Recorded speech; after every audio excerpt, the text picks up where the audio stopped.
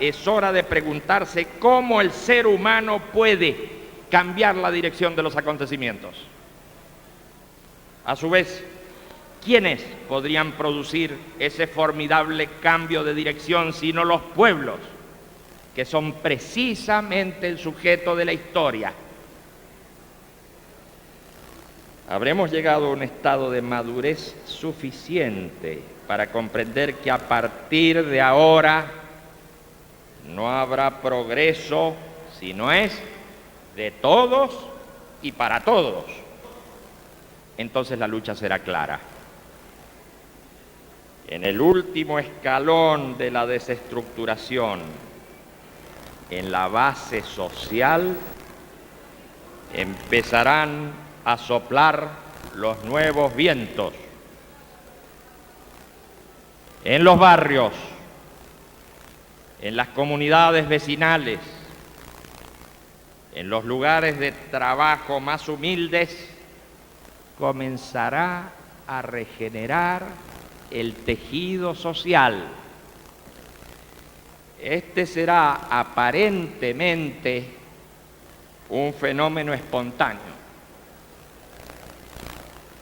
Se repetirá en el surgimiento de múltiples agrupaciones de base que formarán los trabajadores ya independizados de la tutela de las cúpulas sindicales.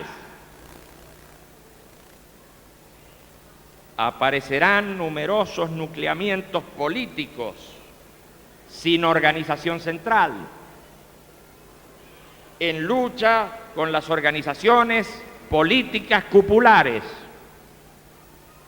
Comenzará la discusión en cada fábrica, en cada oficina, en cada empresa, en la que el trabajo tendrá más valor que el capital y en la que el riesgo del trabajo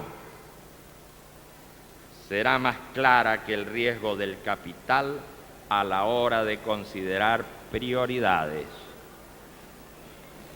Fácilmente se llegará a la conclusión de que la ganancia de la empresa debe reinvertirse en abrir nuevas fuentes de trabajo o derivar hacia otros sectores en los que la producción siga aumentando, en lugar de derivar hacia franjas especulativas que terminan engrosando el capital financiero, que producen el vaciamiento empresarial y que llevan a la posterior quiebra del aparato productivo.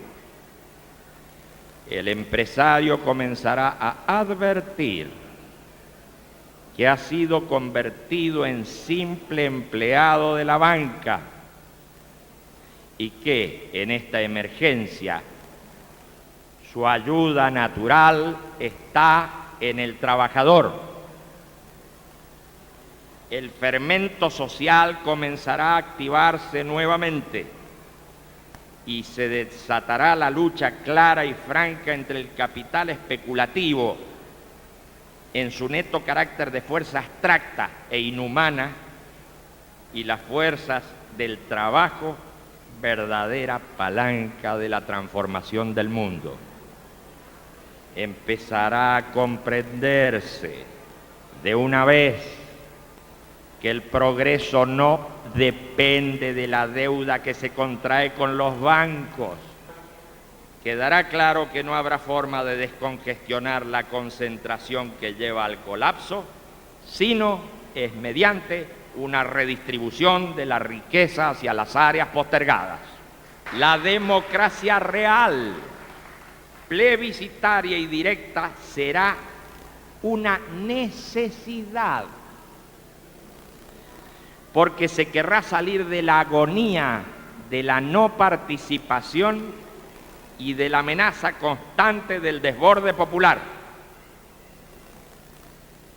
Los poderes serán reformados, porque ya habrán perdido todo crédito y todo significado las estructuras de la democracia formal dependiente del capital financiero. Entonces, comenzará esa serie de avances y retrocesos en que cada éxito será multiplicado como efecto de demostración en los lugares más remotos gracias a las comunicaciones instantáneas.